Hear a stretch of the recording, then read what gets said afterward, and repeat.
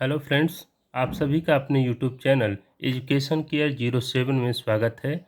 आज हम सभी पुनः विज्ञान विषय के बहुविकल्पीय प्रश्नों पर चर्चा करेंगे।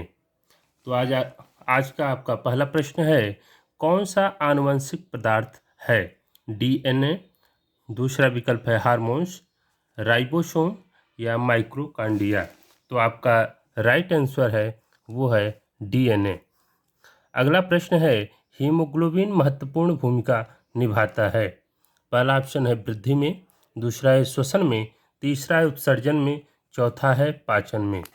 तो हीमोग्लोबिन आपका श्वसन में महत्वपूर्ण भूमिका निभाता है।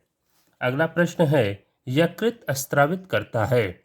ए लार, बी पित्तरस, सी जठर रस, डी अग्नाशय रस। तो यकृत पित्त रस को स्रावित करता है।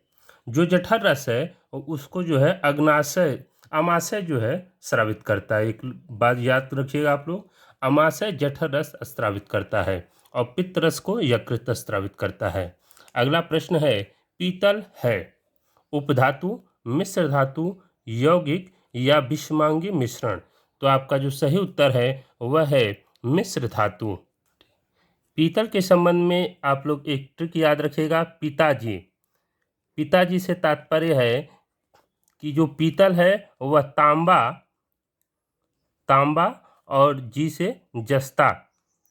जस्ता से मिल करके बना है। तांबा और जस्ता से मिलकर बना है। अगला प्रश्न है, वैद्युत चुंबकीय प्रेरण के नियमों का प्रतिपादन किया।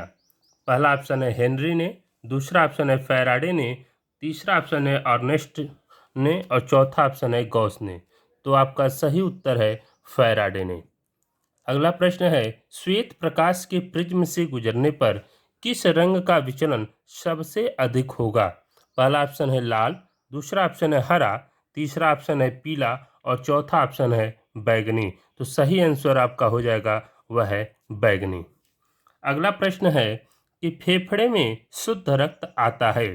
पहला ऑप्शन है बाएं आलिंद से, दूसरा ऑप्शन है बाएं निलय से, तीसरा ऑप्शन है दाएं निलय से और चौथा ऑप्शन है इनमें से कोई नहीं।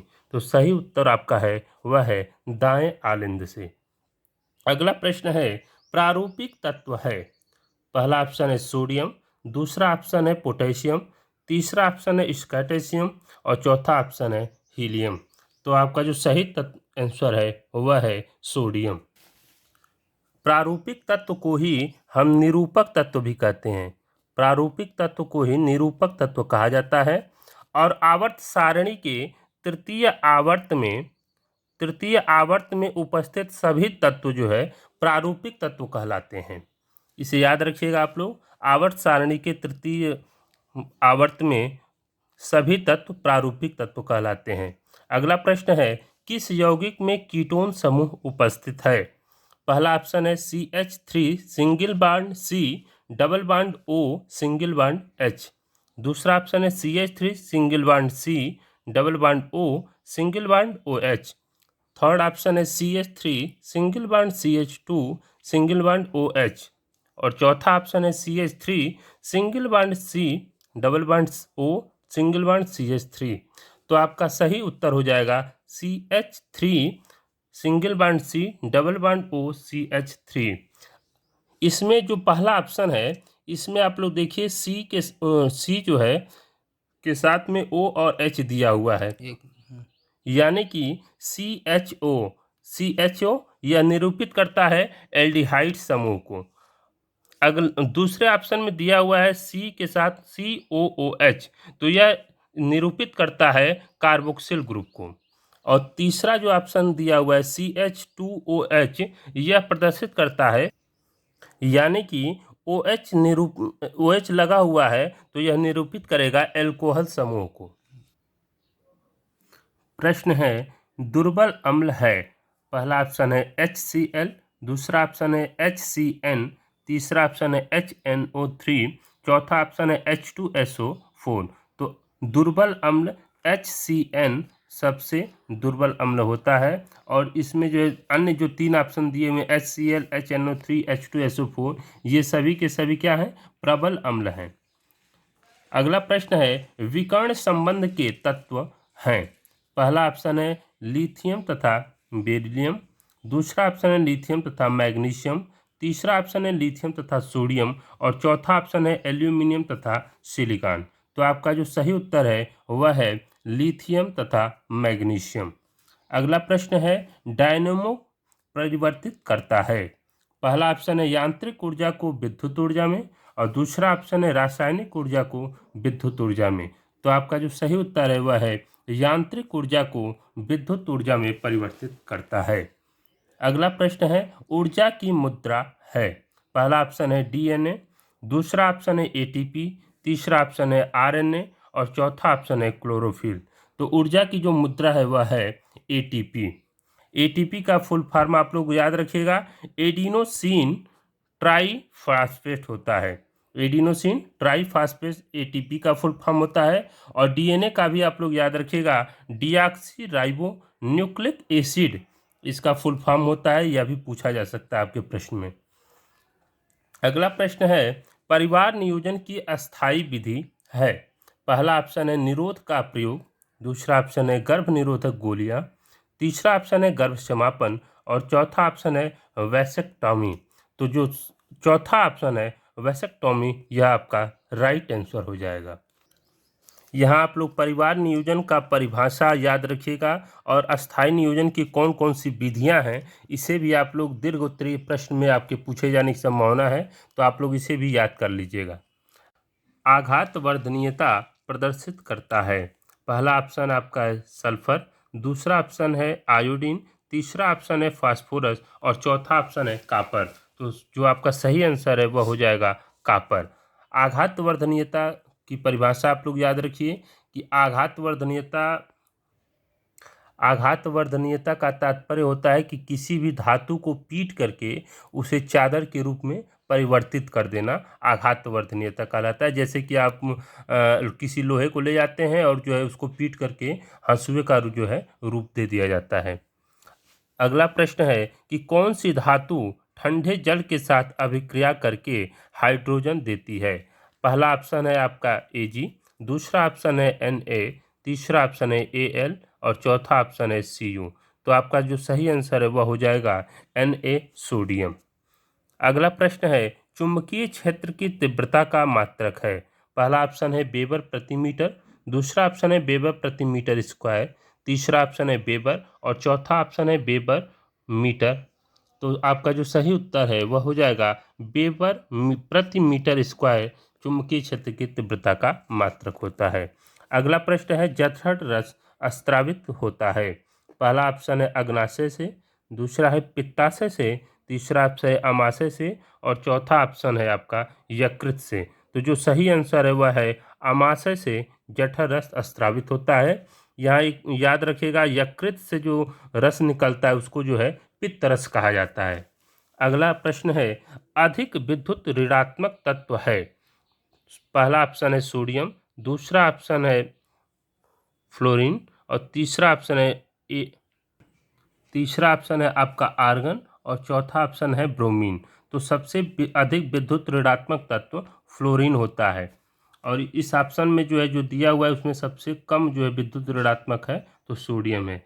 आप लोग विद्युत ऋणात्मकता का परिभाषा भी याद रखिएगा कि आवर्त सारणी में विद्युत ऋणात्मकता बाएं से दाएं जाने पर बढ़ती है एवं ऊपर से नीचे आने पर घटती है। अगला प्रश्न है एक प्रोटॉन पर आवेश है।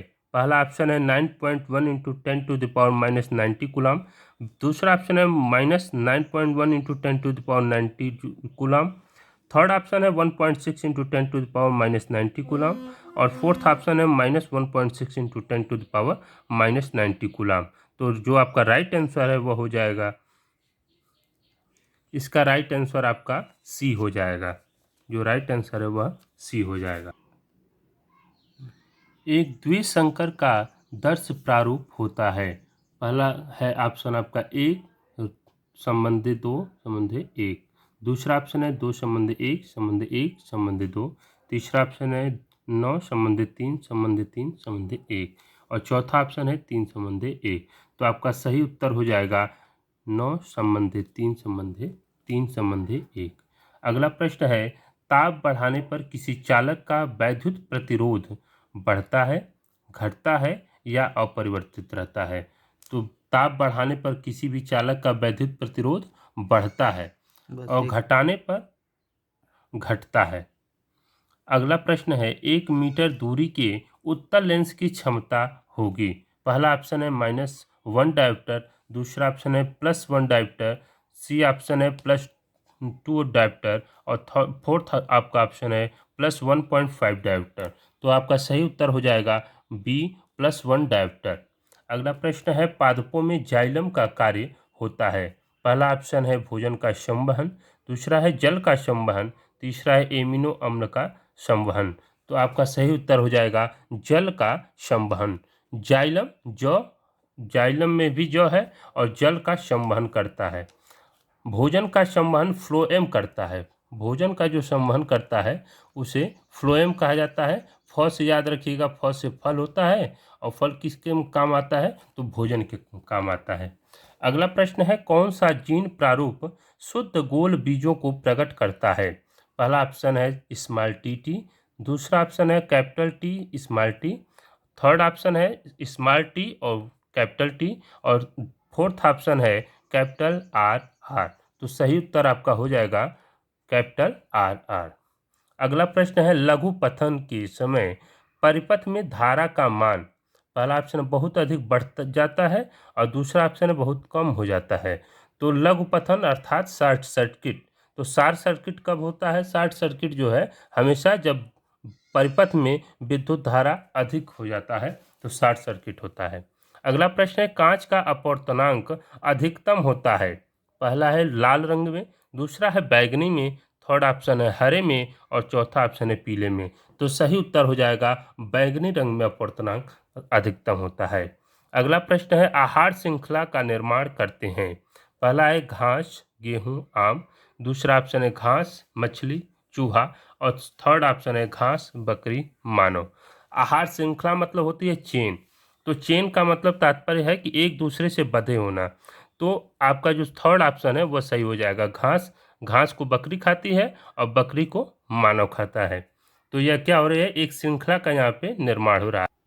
इसमें क्लियर कर लीजिएगा, जो पहला ऑप्शन दिया हुआ है उसमें घास है और गेहूं है। तो घास को न गेहूं खाएगा और न गेहूं को आम खाएगा, तो ये पहला गलत हो जाएगा। सेकंड ऑप्शन है घास, मछली, तो घास को न मछली खाएगी न मछली को चूहा खाएगा, तो इसमें भी चेन का निर्माण नहीं हो रहा है। तो ये दोनों ऑप्शन गलत हो जाएंगे आपके। और थर्ड ऑप्शन है घास को बकरी खाती है, बकरी को मानव खाता है, तो यहाँ पे एक चेन का निर्माण हो रहा है, तो ये राइट आंसर हो जाएगा।